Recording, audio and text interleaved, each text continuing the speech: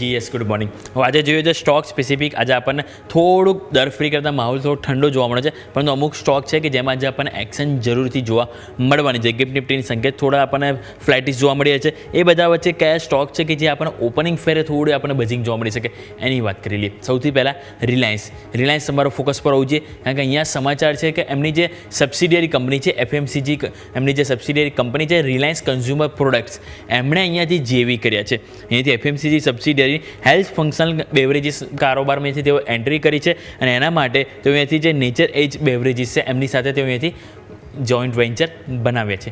એટલે રિલાયન્સ આજના દિવસો ફોકસ પર રહેશે.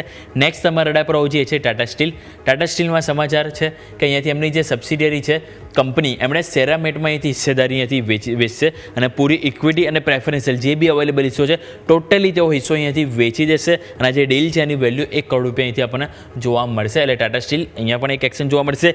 બીજું હિન્દુસ્તાન ઝિંક અને વેદાંતા બંને સ્ટોક તમારા રડા પર હોવું છે. સૌથી પહેલાં વાત કરીએ હિન્દુસ્તાન ઝિંકની, તેમાં સમાચાર છે કે બોર્ડ તરફથી 10 MTPAના ટેલિંગ્સ રીપ્રોસેસિંગ જે પ્લાન્ટ છે એના માટે અહીંયાથી મંજૂરી મળી ગઈ છે અને એના માટે કંપની અહીંયાથી કુલ રૂપિયા 3,823 કરોડનું રોકાણ કરતી જોવા મળશે. હિન્દુસ્તાન ઝિંક રડા પર હોવું છે. નેક્સ્ટ વેદાંતા હોવું જોઈએ. આપણા સૌ કોઈને ખ્યાલ છે કે ડિવિડન્ડ માટે સ્ટોક ખાસો એવો જાણીતો છે. અહીંયા સમાચાર છે કે 21 ઓગસ્ટના રોજ અહીંયાથી એમની બોર્ડ બેઠકનું આયોજન છે, જેમાં બીજા ઇન્ટેરિમ ડિવિડન્ડ માટે અહીંયાથી બોર્ડ બેઠકનું આયોજન છે. એમાં વિચારણા કરશે કેટલું આપવું, કઈ એક્સ ડેટ, કઈ રેકોર્ડ ડેટ. એટલે આ સ્ટોક પણ આજના દિવસો ફોકસ પર રહેશે.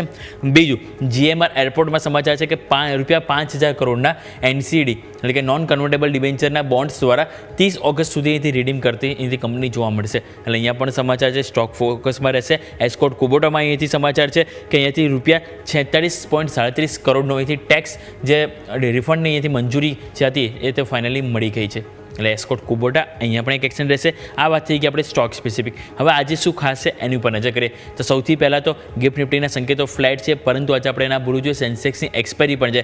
જ્યારે ધમાલ મચાવે છે ત્યારે સ્વાભાવિક છે કે વોલેટિલિટી પણ જોવા મળતી હોય છે. એટલે સેન્સેક્સની એક્સપાયરી અહીંયા ફોકસ રાખીશું. F&O બેન્ડમાં 3 શેરનો સમાવેશ છે. એક જે શેર છે એની એક્ઝિટ થઈ છે.